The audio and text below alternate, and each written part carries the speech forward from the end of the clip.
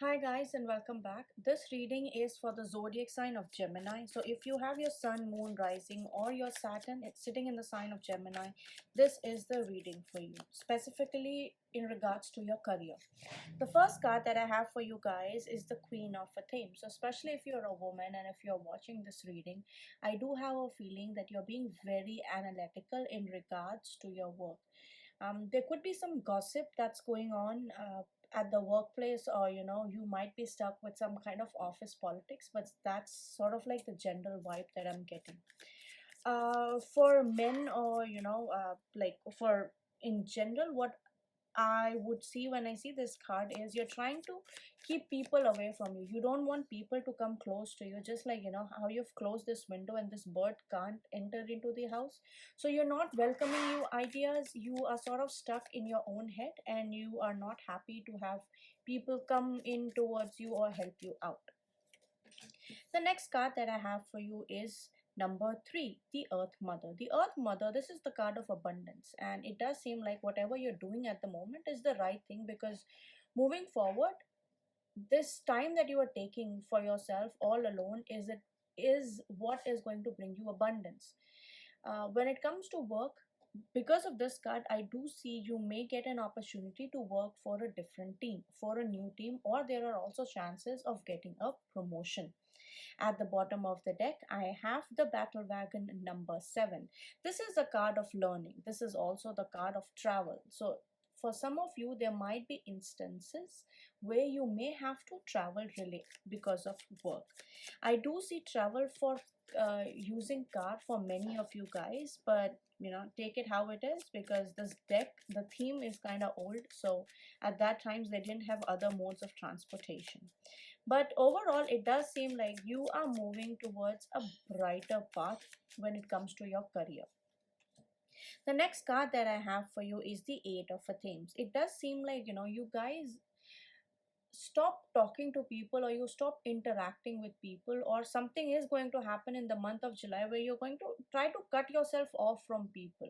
Despite the progress and the growth you're making, you're still trying to pull yourself away from people. Eight of Themes is a card where you don't want to deal with people. You're so tired of the delays, you're so tired of things not moving, or you move one step forward and you move like 10 steps back. That sort of situation is coming, and you are fearful in regards to something is scaring the shit out of you, to be very, very honest. The next card that I have for you is the Star card. So Star card is a card of dream fulfillment. It's a card of being hopeful, being optimistic. Despite this fear, despite whatever circumstances you are all either already in or are going to be in, you are going to remain positive. You are going to have your focus on the good things in life. At the bottom of the deck, I have the Ace of Themes, which is a card of clarity.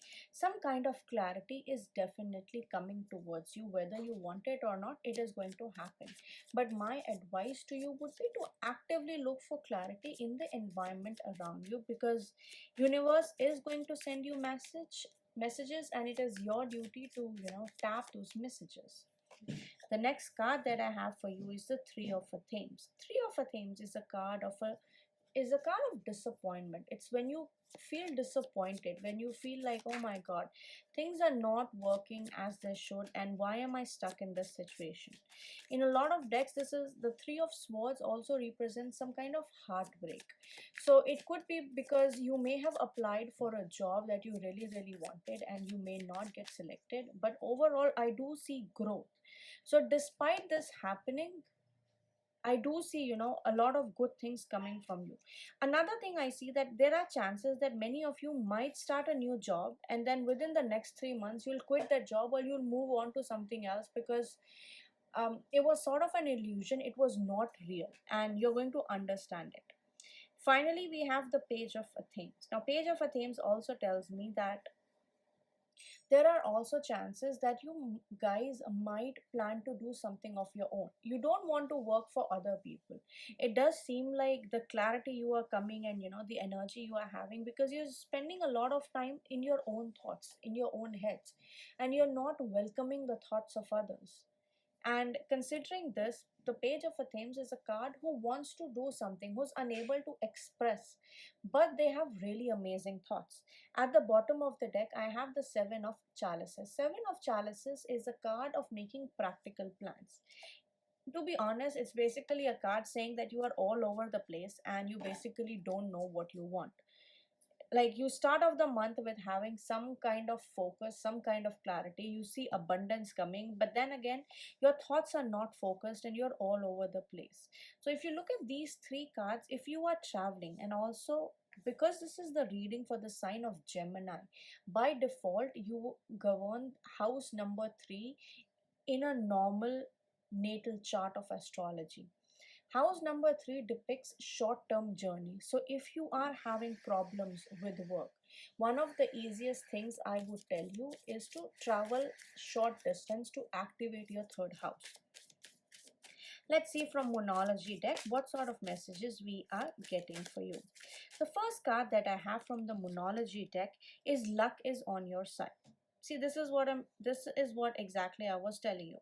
Despite you being fearful, or you holding yourself back, because if you see the sword cards in your polar alternating, Queen of Swords, Air of Swords, and then Three of Swords, there is some kind of dissatisfaction, but this dissatisfaction is in your head. It's not really happening in real, because the energy of Swords is, it's like an airy energy. You feel it, and only you feel it. Nobody else can see it, nobody else can feel it for you.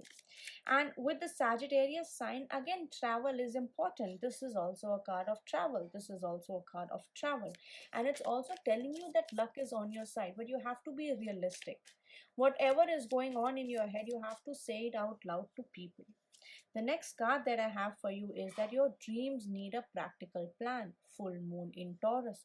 Exactly what I was telling you when I pulled this last card, that you have a lot of options. You want to do too many things. You want to achieve too many things, but you're not focused.